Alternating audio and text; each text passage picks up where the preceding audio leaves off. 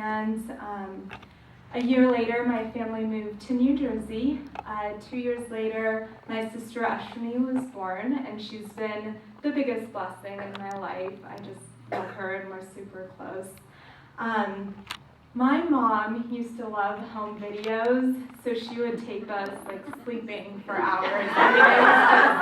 Yes. So, and we sometimes like to watch those. And there's a video in particular when Ashwini was 1.5 years, and she was on the driveway, and she was maybe halfway from our house and then halfway to the street. And you just hear me, I'm probably 4, and I have pigtails on, and I'm screaming at my mom. I'm so worried that she's gonna run off on the street. I'm just like, you have to get her, you have to get her. I'm so worried. So, I mean, it's really cute because there's this little kid just having so much stress and worry over this, but that's kind of, again, been a theme. A couple years after that, we moved to Arizona in 1999. In 2001, Barbara introduced us to Crossroads, and that first Sunday, we just loved the church. My parents loved Pastor Mark, and we loved all the programming in the Kids Kingdom. We went to Sunday school every Sunday, and we did something called Caravan on Wednesday nights. And that was a great opportunity to connect with Christian peers and to memorize verses, and it was kind of like Boys and Girls Scout where you get badges and things like that, so it was a really neat experience. When I was in 5th grade, my grandpa got diagnosed with leukemia, and I was very close to my grandpa, so that was a big struggle of trusting in God and knowing, what the plan is there, because it was just really difficult for us. And he got pneumonia, and then 2 weeks later he passed away, and that was really difficult. He was in India, so it was hard for me to be here and not do anything because it is out of my control, but to trust in God that he has a plan for me and my grandpa. That was a really difficult thing in my life. In junior high, I went to youth group here, and we would do summer camps, and those were a lot of fun. I remember one activity was a trust fall. I don't know if you guys know that, but it's like 10 people just having their hands up, and you're supposed to fall on them. And I was freaking out. I did not want to do that. I was like, there's no way I'm doing this. And I was crying and throwing a fit, but eventually I fell back, and I still was so freaked out. I was so worried. Pastor Ryan Womack, he was the youth pastor back then, and he was so helpful and encouraging to kind of, let me be calm, and, but that was a really difficult thing for me. It was very traumatizing. But despite that, the environment in church camps is incredible. I remember there was like a chapel that we would worship in, and it's so powerful being there and connecting with other churches. And so, despite that negative experience, I enjoyed camp. So, another thing we did in junior high was 30-hour famine, and I don't know, most of you guys might know it, but what we did was we stayed in the gym for 2 days, and we didn't eat for 30 hours, just to experience kind of that hunger that other people go through. And that was a little nerve-wracking because I've never fasted before, and I really had to trust God that, everything will be okay in that, because I've never physically done anything like that. So that was a really neat experience because we did a lot of community work, and again, it was really nice to fellowship with other junior hires there. So another thing that happened in my life was my family was vacationing in Cancun, and it was the day where we had to leave to come back home, and they shut down all the airports and said that there's a hurricane coming. And we did not know what to do. So the resort we stayed at had a big conference room and set up the lawn chairs as beds. And they were very helpful and sweet, but it was really scary to hear everything going on outside, and we stayed there for a week like that. Wow. Yeah, and there were 2 days where we didn't have running water, and it was just, and we didn't know when it was going to end. So, and then after the hurricane passed, we came out, and all the hotel was gone. Like, it was just so scary to look out. But I was very worried, and just, it's hard to trust in God when you don't know the end result or how long something's gonna happen. So that was very difficult for me. In high school, I kind of strayed away from youth group because I used to be a lifesaver for the kids program, and I just fell in love with that and found such a benefit for teaching little kids. So I was a kindergarten teacher for most of my high school years instead of going to youth group, and that's just an experience of its own, being able to pour wisdom and knowledge into little kids' lives. It's so special, and you learn a lot too, which you wouldn't think, but I really enjoy that. During high school, some of the worries I would face is test taking, like every high school student. My parents would have certain expectations that I would get good grades, and I'd have a little bit of pressure from that. But I think a lot of the pressure was on me and in my head, and so I would constantly be worried about if I studied enough, and if I was giving my best when I turned in a project, and so trusting in God in those situations was a challenge for me. I got my undergrad at ASU, and I had a Psychology 101 class, and we did a couple weeks on child development, and I thought that was so fascinating. So I did an internship with kids who have special needs, so all different types of special needs, and I fell in love with the autism population. I love how quirky they are, and when they understand something and it clicks, it's just so amazing to experience that with them. And so from then on, I just was like, this is my population. This is who I need to work with. And so that internship turned into a job, and then I got promoted to an early childhood autism specialist. And that's when I worked with families who have kids on the spectrum that are 3 to 5 years of age. And so some of the parents that would come to me, their children would get newly diagnosed. And it's really interesting because the parents take it in such a different way. I've had parents come to me saying they're angry at God. I've had parents who are just so overwhelmed and confused.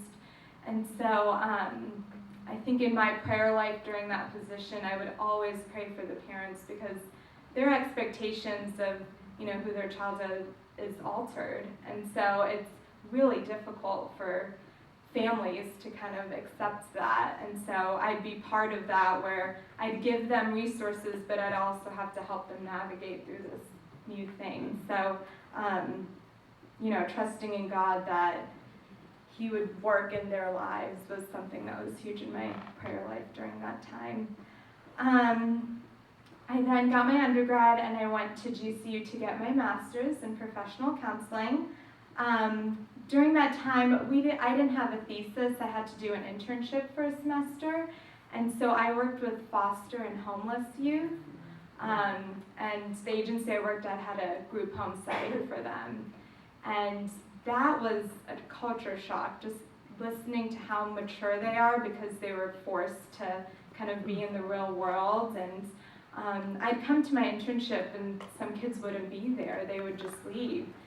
And I would get so worried, and it'd be so scary to not know what was going on with them or if they'd ever come back or not. And so that was very difficult for me to just not know, what the future of these kiddos were, because I built a relationship with them, and so it's hard to kind of not be able to know what was up and coming in their lives. After that, I got my master's, and I was very blessed in my internship. I networked and was able to get a position before I graduated. So I think I had a week in between and then started working full time.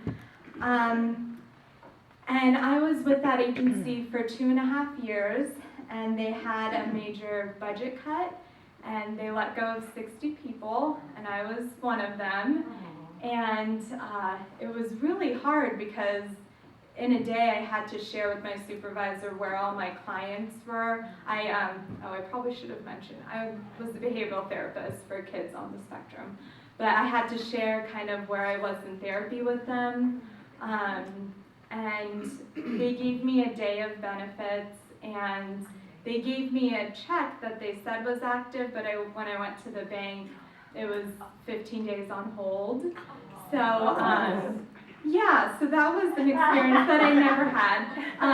And mind you, I still live at home with my parents, and the only expense I have is my student loan. So again, I wasn't in huge turmoil because I had that support system, but just to experience that and to not know, like, I don't have a job. And I remember that first day I was Clorox wiping everything in my house because I'm such a busybody. I'm like, I don't know what to do with myself. I'm supposed to be at work right now. So it was not good. But a couple weeks after that, I got a job doing the same thing but at a different agency.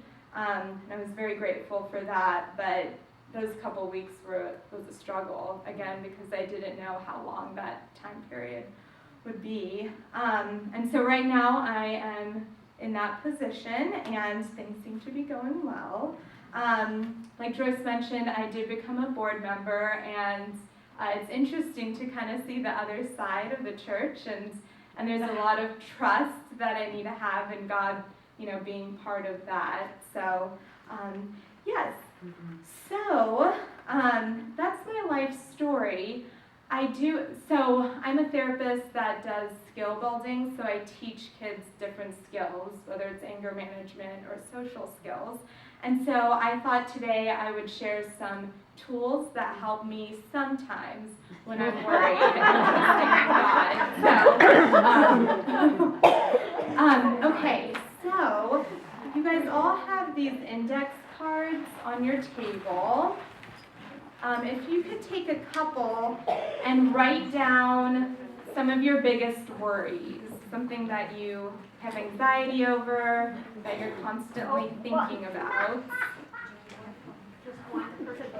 Well, you could do a handful. I have more if you guys worry a lot like me. So just raise your hands and I can give like 4 or 5 of your biggest worries. One down. Yeah, 1 per sheet. Sorry, Jennifer. 1 per sheet. Yes. Do you want us to put our name on? Do you want our name on these? No names. Just kind of write them for yourself. So we need about 5 of them, huh? You all need more of these? So you're writing 1 worry per sheet. Yes. Yeah.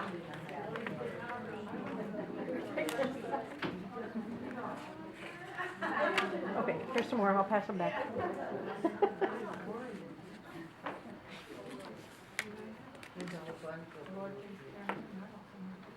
Yeah, raise your hand if you want more. I bet I know one that's going to be on everybody's money.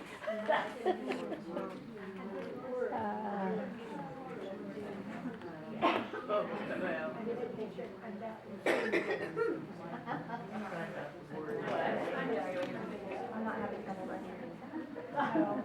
There's a lot going on in the world. Yeah, write a couple if you have them.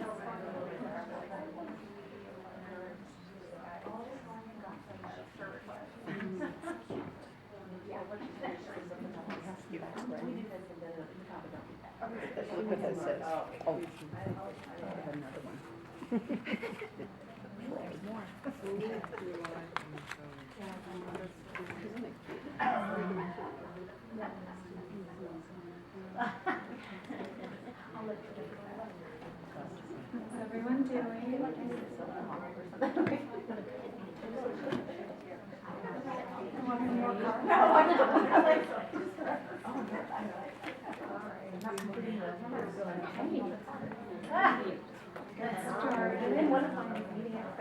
guys want to wrap up your last worry? Wrap up your worries.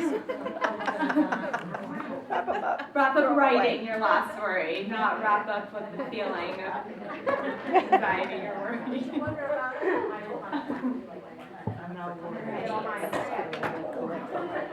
So with the index cards you have, if you could make two piles, one pile of worries that are completely out of your control, that you necessarily don't have any say over. In my life, it was my grandfather and his diagnosis and how long his life would be. That's something that I had no control over. And then the other pile would be something where you have some sort of say or control over. Okay. Now, I have these plastic mason jars, and they're called God jars. I don't know if you guys have heard about this, but yeah, it says God jar on top, and it says fully rely on God. I was a yearbook editor, and one of the elementary school teachers, her theme was frogs, and so they would work on kind of this acronym of fully rely on God. So I thought it was super cute, and I stole it. So that's what, it's a good quick reminder of trusting in God. But if you could take those worries that are out of your control and put them in the God jar. So children who have autism work very well with visuals, and so I work well with visuals too. And so this is a visual of you kind of giving that worry to God. And so my jar at home, sometimes will have the same thing each day, because sometimes even though I physically give it to God, I will still have those thoughts. I also like to close it to be like, okay, I'm gonna try and be finished with that thought. But again, some of our worries are bigger, and so it will be more difficult. And sometimes it'll be, 12 times I'm writing the same thing because it's so heavy on my heart. So that's a good visual if you guys want to try that. Another thing that really kind of stood to me is the Serenity Prayer. I don't know if you guys know that, but I'm going to kind of read it through and work through it. So the first part is, God, grant me the serenity to accept the things I cannot change. And so those are the things in the God jar. Those are the things that you're giving to God. The courage to change the things I can. So that's the other set of note cards that if some of you guys have. I do believe that prayer is very important, and giving to God all your worries is important. I also think that God gave each of us strengths and talents, and so it's important for us to know that if we have to take certain action steps to solve a problem or whatever it may be, that God has given us those strengths and talents. So with that section of the Serenity Prayer and those set of index cards, I like to create some sort of action plan or mini goals of how I'm going to do that, because I do have some control over that. So, and then the last part is, and the wisdom to know the difference between things that are out of your control and things that are in your control. And I struggle a lot with that, because sometimes I'm like, well, if I say something, then the other person might do this. And I sometimes manipulate situations like that because I want to be in that out of control area. And so I think that wisdom is sometimes something I struggle with, but it's very important to know, okay, I can't control other people or some situations around me. So that's a prayer that of its own. Again, a very true statement. If I'm focused on something that's going to happen in the future and I'm not living in the moment, I'm missing on all the chaos and things that are happening in the day right now. So, yes, the Bible encourages me constantly to trust God and to know that He's looking after me. Another thing is fellowshipping. Fellowshipping, yes. What's the word? No. Yes. Oh, yay, okay. With fellow Christians, the ladies that I have in my small group are amazing.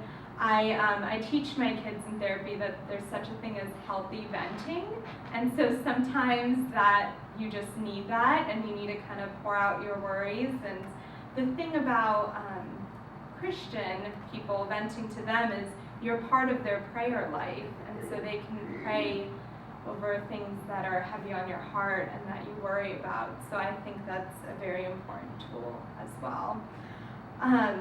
Like I said, these tools can sometimes be very helpful, but other times, if I'm just constantly in that state of worry, I need to remind myself of these things. Currently now, I have kind of two big worries. One is there's different levels of licensure in the counseling field, and after I got my master's, I kind of paused on studying and just worked. And that pause has been 3 years long. So I think I am worried about getting back into studying and how hard kind of that next licensure test will be. And so what I'm choosing to do is push it off. And so I need to kind of really work on kind of getting out those tools. And that's something that's in my control. I'm very good at giving excuses, so I say, okay, at the end of the day, I don't have any time to study, so I just let it be. But I think one of the tools that I shared about creating an action plan, or maybe it's 1 hour over the weekend to study, can really help in that worry. Another worry that I have is people my age are typically married or they have kids, and so it's been a struggle kind of living in that and being surrounded by that when you're not there in your life yet. And I think social media is also difficult for me sometimes because I log on and, you know, my friend that's the same age is having her second child. And they're so cute and awesome, but it's hard for me to know because I don't know what God's plan is for me in that area. And I told someone the other day that I'm now fine with God having a plan and me not being in control of it, but I would like to have a blueprint or an idea of what's going on, because that would be helpful for me not to worry, and that way I know what's to come. So I know that that can happen and I need to work on that, but I think that's another worry right now in my life, is just where that's going to go. So with that, I'm done. Do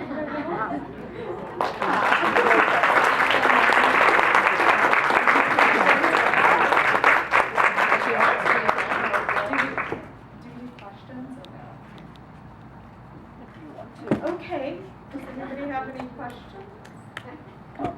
Jules or my life? What do you do with these after you put them in the jar? Oh, okay. So what do you do with these after you put them in the jar? So since it's like a symbolic thing, I usually just toss them or rip them up if the jar is full. So that happens quite frequently in my house. But yes, yeah, I think it's just a way to be like, okay, I gave it to God, I've sealed it, and then yes. So yeah, nothing too special. Don't take them back out and put them in your purse, though, right? Like, Yeah, so I'm like, okay, now it's out, so I'll worry about it. Yes, yeah. Do you want to, okay, why don't you pray? Okay, yes, I will pray. Other heads. All right. Dear Lord, thank you for this day. Thank you for this wonderful group of ladies. Thank you for being with me as I speak. You know how nervous I was, but I'm glad that I got to share my life story with these wonderful ladies. I pray that everyone in this room learns to trust in you more and either takes these tools or other tools to know that your love is so powerful, and trusting in you brings such comfort and ease and helps with worry and anxiety. So I pray that these ladies take that message from here and that we have a great rest of our Saturday. In Jesus' name, amen.